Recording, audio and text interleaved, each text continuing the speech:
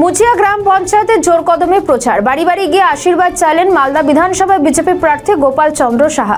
শুক্রবার পুরাতন মালদার মুচিয়া গ্রাম পঞ্চায়েতে ছোটপুর, আদমপুর সহ বিভিন্ন এলাকায় জোর কদমে ভোট প্রচার সারলেন বিজেপি প্রার্থী।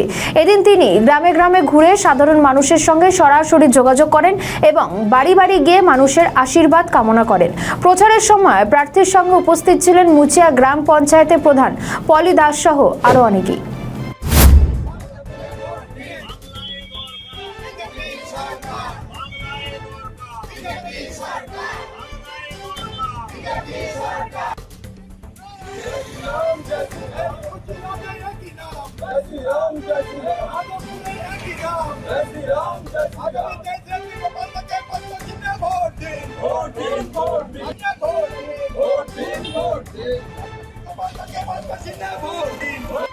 আমাদের ভিডিও ভালো লাগলে লাইক ও শেয়ার করুন, কমেন্ট সেকশনে আপনাদের মতামত জানান। আরও ভিডিও পেতে আমাদের চ্যানেলটিকে সাবস্ক্রাইব করুন এবং প্রতি মুহূর্তে খবরের আপডেট পেতে প্রেস করুন বেল আইকন।